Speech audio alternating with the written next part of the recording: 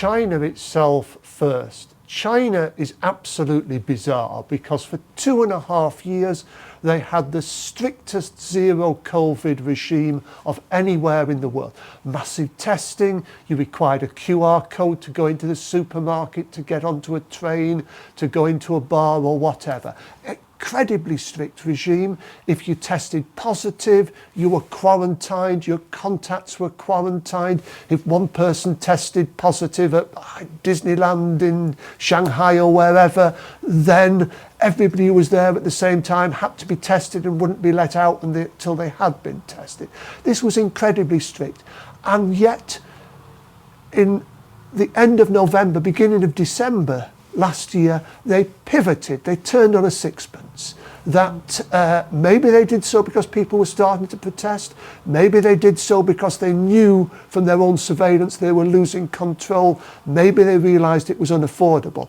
And now they've absolutely let it rip, and they're getting remarkably high rates of COVID, probably because they've got a population that's been so constrained for so long, it's lost all its immune memory of experience of other coronaviruses, which we do know give a degree of cross protection against COVID. So China, I was seeing reports this morning of areas where 90% of the population have had the COVID over a very, very brief time.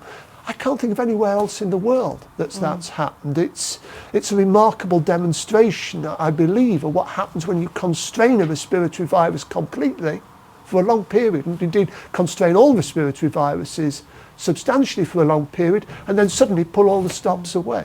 Now, we never quite did that. We had lockdowns which were damaging, but we never quite did that.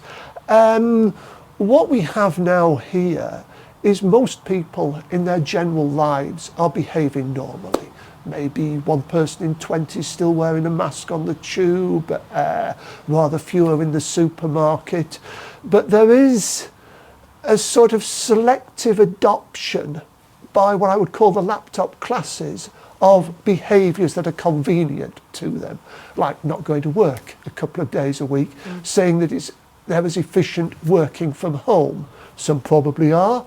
Many, I suspect, or believe from experience, are not as efficient at working from home as they would be in the office.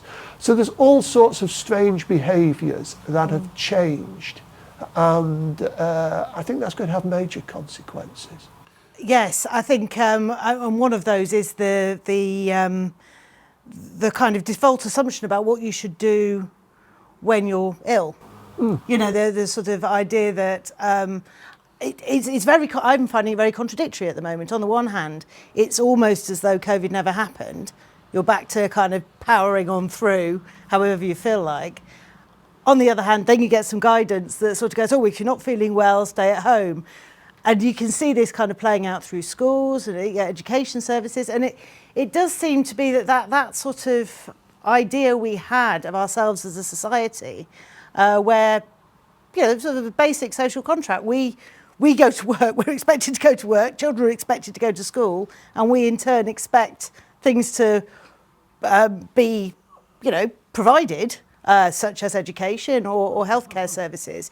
It does seem that that's become much less taken for granted. I mean, I think people are very mixed. There's a great diversity of behaviour. You've lots of people who managed to go back to more or less where they were in 2019. If they have a bit of a cold, yes, it's one of those things, they're not too unwell, they're going to work just as they normally would.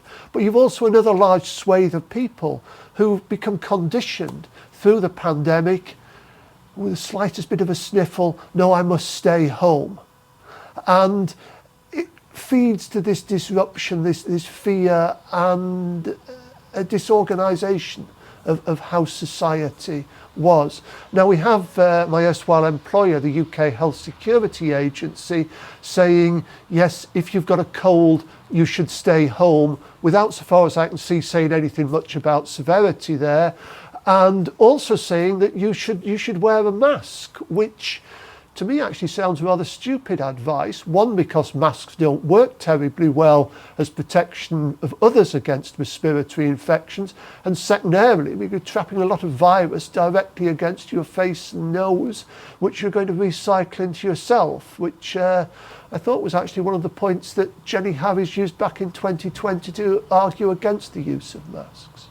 I think disorganisation is a very good way of putting that in terms of where we find ourselves now, because I think when you think back to the early days of the pandemic, you remember people would say, oh, the days of the handshake are over. We won't be doing that again. We won't be hugging each other. We won't be kissing each other like the French do, that sort of kissing on the cheek. We won't be going to these big events.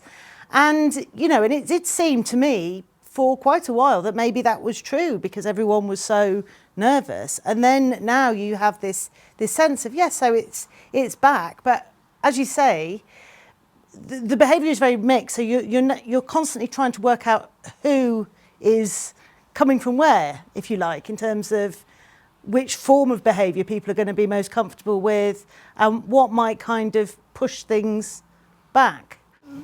That's true.